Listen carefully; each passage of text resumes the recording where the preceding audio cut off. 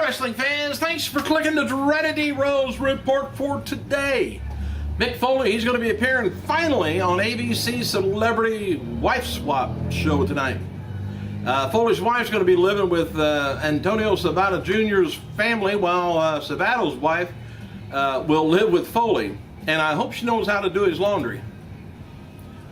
WWE sources indicate that The Rock's going to be on an advertising binge, jumping in with both feet regarding to the working with WWE and promoting WrestleMania 28. Once his commitments are done with the movie Journey, promoting that Journey 2. Rock is scheduled to do several talk show appearances soon for Journey 2, but then will also be making media rounds on TV for WrestleMania 28. The Rock is currently confirmed for February 27th show of Raw in Portland, and March 5th Raw in Boston, March 12th Raw in Cleveland, and March 26th Raw in Atlanta. Look for his arms to show up there somewhere. And today would have been the birthday of former WCW, WWF, and New Japan wrestler the Giant Gonzalez, or El Gigante. Would have been 46 years old. Also, on this day in 1999, Wrestling World lost All Japan Pro wrestler and founder, the Giant Baba, at 61 years old. TMZ reports, I was wondering what the deal was with Kharma and her baby, because she was supposed to have one, and all at once, that's why she quit, and then all at once she was back. Dug around, TMZ reported that Kharma gave birth to a baby boy named Jamie back on December 31st, New Year's Eve, and has been getting back in ring shape for the past month. Kharma's going to be getting married this June, which I still haven't figured out how women get pregnant and have babies and stuff, and they're not even married. Another theme song, by the way, for WrestleMania 28 is The Wild One by Florida. And it's noted the main theme song, I guess, is going to be used as Invincible by Machine Gun Kelly. I don't know how they're dividing all that up, but former Ring of Honor champion Daniel Bryan and CM Punk on their match on Raw last night. They started out with the Code of Honor handshake from Ring of Honor. It says Punk retweeted a comment from a fan on how tremendous the Code of Honor handshake was, and former WWE star Lance Armstrong wondered if anybody in WWE caught it. He said, "Do you think anybody in the office caught the Code of Honor handshake between Punk and Bryant?" Says Lance Storm. And apparently an update will be released on Mike Tyson's popular iPhone game that features his WWE Hall of Fame induction. WWE Hall of Famer Shawn Michaels said on Twitter that it's doubtful that he's going to be accepting an invitation to be a part of the Legends House.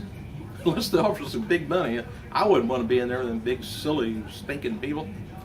Mick Foley wrote to fans on Twitter that his lack of conditioning and intensity would never allow a match between he and Undertaker to live up to WrestleMania standards. Somebody apparently was asking him if he'd like to take on Undertaker. Foley also put over John Laurinaitis last night during Raw, saying that it would be a shame if John Laurinaitis was not on Raw every week in some way, shape, or form. Well, I think I'd probably want to argue with you about that, Mick, but he does make everybody upset. That's Vicky does too, so that's all right. Mick Foley and diva Eve Torres is currently working together a WrestleMania Dream Vacation with proceeds going to RAINN. That's Rape, Abuse, Incest National Network. Foley says if there's interest is there, and if they could work out the details, this is going to be done as an online raffle. The winner will receive round-trip flight to Atlanta,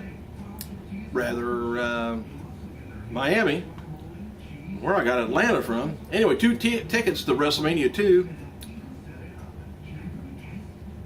I can't say this is the end of the week yet. All right, let's start this again.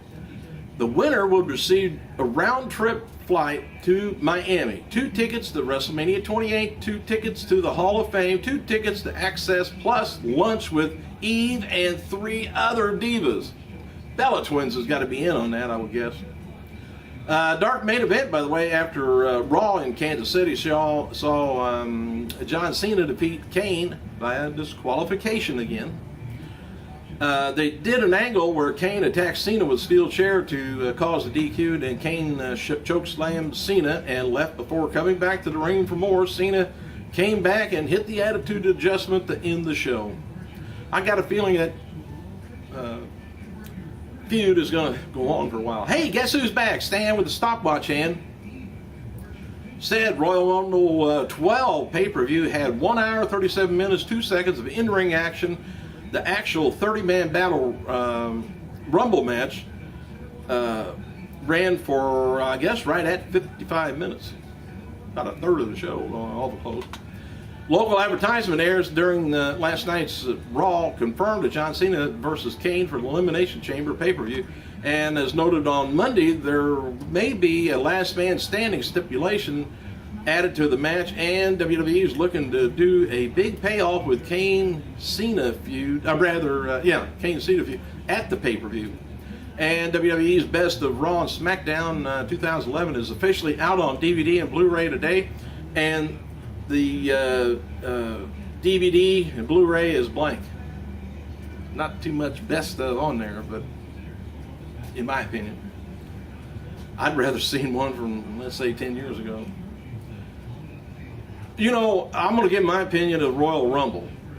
You can agree and not agree, but the actual Royal Rumble, the match itself, not the pay-per-view. The pay-per-view wasn't too bad. The Rumble was, to me, awful childish-like. You know, with the deal with the foley and Santino, you know, horse-assing around, and then we had, of course, it took forever for Rodriguez to get from his car, his junk car, to the.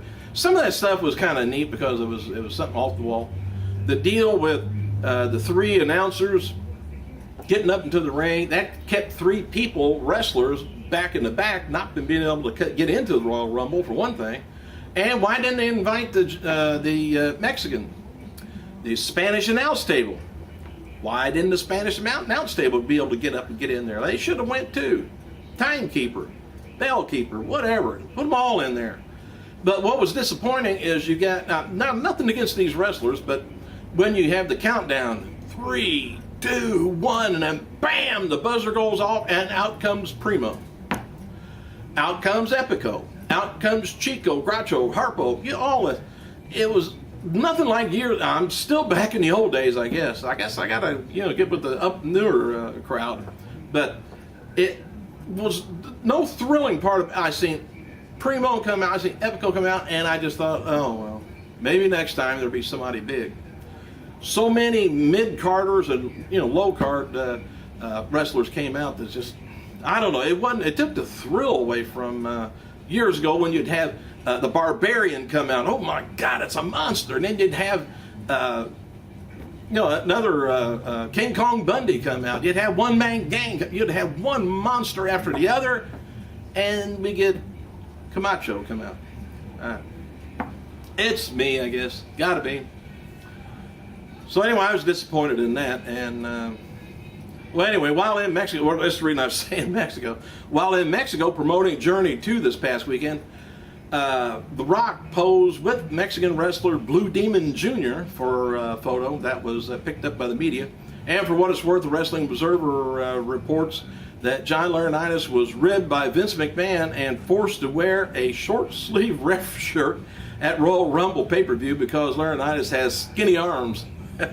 And Jerry Lawler mentioned that. He thought he had some thread hanging out of his shirt there. And official theme song for WWE's 12 Elimination pay-per-view is going to be This Means War by Nickelback. THQ is going to be releasing Brodus Clay for WWE 12 via DLC today. The download is going to be free. And 2012 Hall of Famer Mike Tyson wrote the following on Twitter. He says, I'm looking forward to my induction to the WWE Hall of Fame. Shout out to my friend Triple H. Thank you all for the love tonight. Again, I'm honored to be a part of WWE Hall of Fame. Tyson tweeted thank you to a fake Twitter account for Triple H, which prompted WWE to announce the following. Be advised, there is no Triple H, no Undertaker on Twitter. And there are imposters. Please ID imposters to WWE Universe, WWE imposter tag. I can't imagine Triple H or Undertaker tweeting anyway. WWE legend Sergeant Slaughter is going to be in Washington, D.C. Auto Show today, 6 to 8 o'clock. Randy Orton is going to be appearing at Auto Show on Wednesday, 6 to 8. And WWE is going to be taping this week's SmackDown and the week of 48 for NXT Redemption tonight at the Central Lake Center, Omaha, Nebraska. Confirmed tonight's show. Orton taking on Barrett, and the names of Elimination Chamber participants and Royal Rumble Fallout with Sheamus.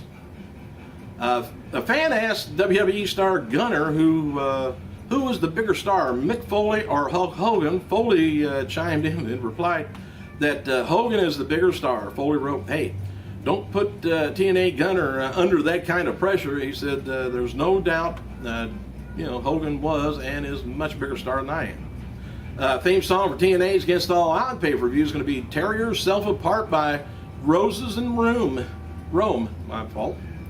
TNA star James Storm, by the way, wrote on Twitter that he's suffering from a dislocated elbow. Well, if you look right below your shoulder, I can help you locate it. Anyway, while on the Maximum Tour overseas, and Storm added that he won't miss any ring time.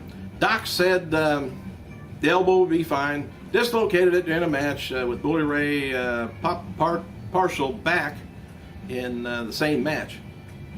Hate that.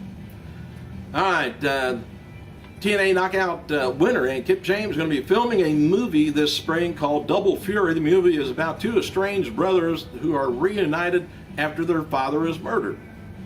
Sounds like a lovely story.